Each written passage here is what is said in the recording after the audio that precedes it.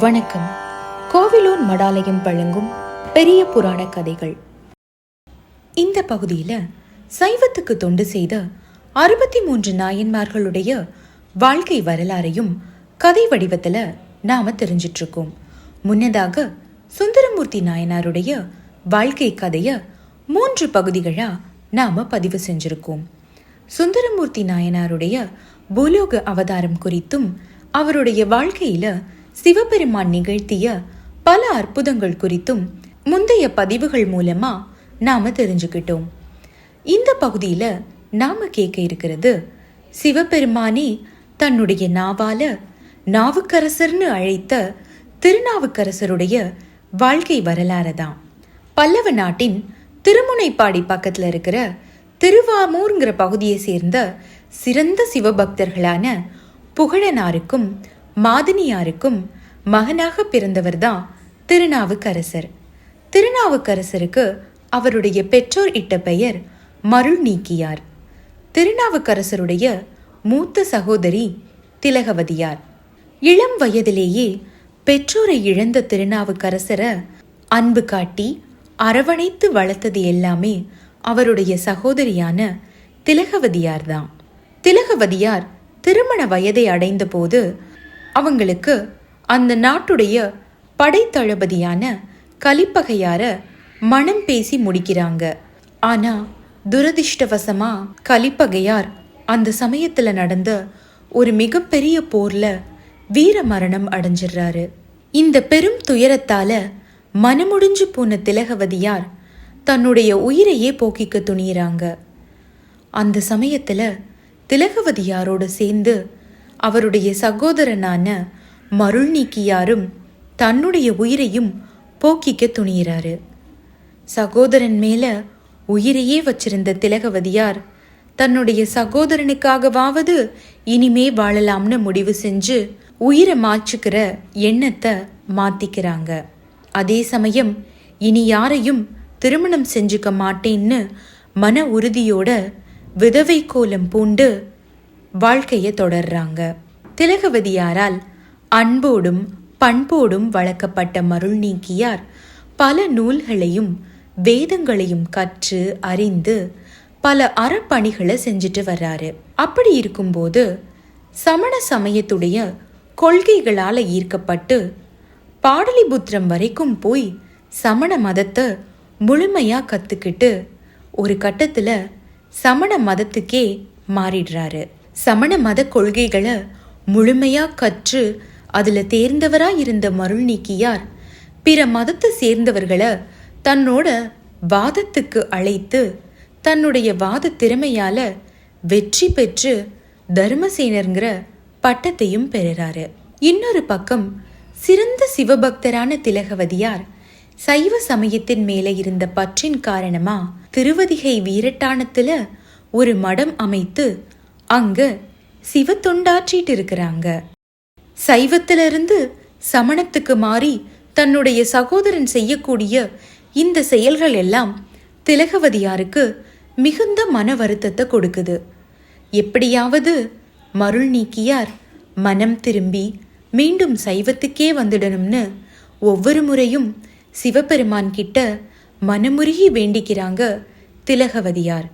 திலகவதியாருடைய மனபாரத்தை உணர்ந்த சிவபெருமான் ஒரு நாள் அவங்களோட கனவுல வந்து மருள் நீக்கியாருடைய இந்த செயல்களையெல்லாம் பார்த்து வருத்தப்பட வேண்டாம், ஒரு காலத்துல முனிவராயிருந்து என்ன அடையணும்னு தவம் செஞ்சிருக்காரு மருள் நீக்கியார். அதன்படியே அவருக்கு சூளை நோய் கொடுத்து நான் ஆட்கொள்வேன்னு திலகவதியார்கிட்ட சொல்லுறாரு சிவபெருமான். சிவபெருமானே ஆறுதல் சொன்னதுனால மன நிம்மதி அடைந்த திலகவதியாரும் தன்னுடைய தம்பி சைவத்துக்கு திரும்பக்கூடிய அந்த நல்ல நாளை எதிர்பார்த்து காத்திருக்கிறாங்க. அதே சமயம் மருள் நீக்கியார் மறுபடியும் சைவத்துக்கு மாற வேண்டிய நேரமும் வருது. அவர் கடுமையான சூளை நோயினால் பாதிக்கப்படுறாரு. சூளை நோயின் கொடுமை தாங்காம வலியாலும் வேதனையாலும் துடிக்கிறாரு. அவரை குணப்படுத்துறதுக்கு சமணர்களும் எல்லா விதமான மருந்துகளையும் கொடுத்து முயற்சி செஞ்சு பார்க்குறாங்க.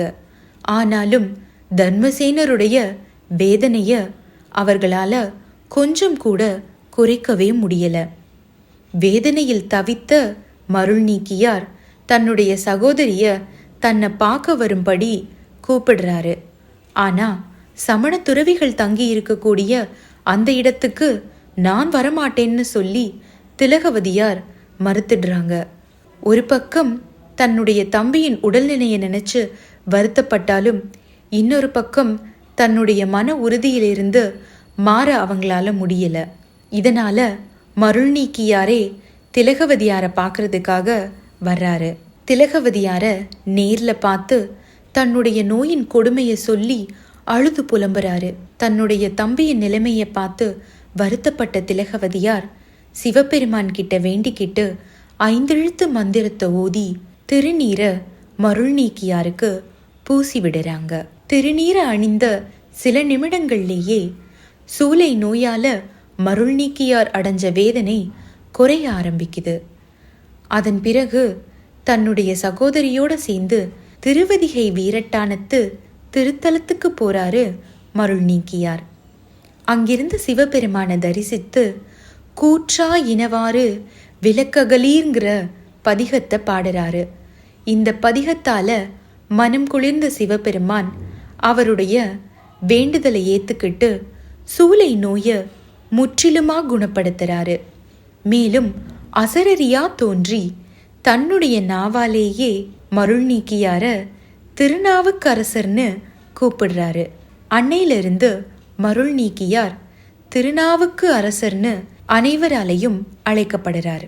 இந்த அதிசய சம்பவம் அந்த ஊர் முழுவதுமே பரவ ஆரம்பிக்குது. மேலும் சமணத்திலிருந்து சைவத்துக்கு திருநாவுக்கரசர் மாறின செய்தியும் எல்லா இடத்துக்கும் பரவ ஆரம்பிக்குது. இதனால கோபத்துக்கு ஆளான சமணர்கள் பல்லவ மன்னனான மகேந்திரவர்மனை சந்திச்சு திருநாவுக்கரசர் மேல புகார் கொடுக்கறாங்க. மன்னனும் கடும் கோபத்துக்கு ஆளாகி திருநாவுக்கரசரை உடனடியா கூப்பிட்டுட்டு வந்து தண்டனை கொடுக்க ஆணையிடுறாரு. அதன்படியே வீரர்களும் திருநாவுக்கரசரை கூட்டிட்டு வந்து சுண்ணாம்பு காலவாயில போட்டு மூடிடுறாங்க. இப்படி கொடுமையான சுண்ணாம்பு காலவாயில தன்னை போட்ட பிறகும் கூட மனம் கலங்காத திருநாவுக்கரசர் மாசில் வீணையும் மாலை மதியமும்னு சிவபெருமான் மேல பதிகம் பாடி சந்தோஷமா இருக்கிறாரு. 7 நாட்கள் ஆன பிறகு இனியும் அவர் இந்த இடத்துல உயிரோடு இருக்கிறதுக்கு வாய்ப்பே இல்லைங்கிற எண்ணத்தோட அந்த சுண்ணாம்பு காலவாயுடைய கதவை திறக்கிறாங்க. ஆனா அங்க திருநாவுக்கரசர் எந்த விதமான பாதிப்பும் இல்லாம ஆரோக்கியமா பாதுகாப்பா இருக்கிறாரு. சுண்ணாம்பு காலவாயில போட்ட பிறகும் கூட அவர் உயிர் பிழைத்திருக்கிறத பார்த்த சமணர்கள் திருநாவுக்கரசரை எப்படியாவது கொல்லணுங்கிற எண்ணத்துல நஞ்சு கலந்த உணவை அவருக்கு கொடுக்கறாங்க. ஆனா நஞ்சுண்ட போதும் கூட சிவபெருமானுடைய அருளால உயிர் பிழைக்கிறாரு திருநாவுக்கரசர். தொடர்ந்து யானையுடைய காலால இடறச் செய்து திருநாவுக்கரசருடைய உயிரை பறிக்க முயற்சி செய்யறாங்க.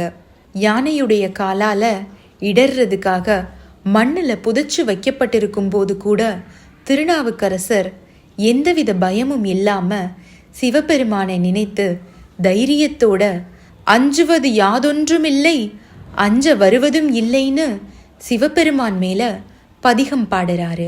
திருநாவுக்கரசரை காலால இடறி கொல்ல வந்த யானை அவரை சுற்றி வணங்கி ஆசீர்வதிச்சுட்டு திரும்ப போயிடுது.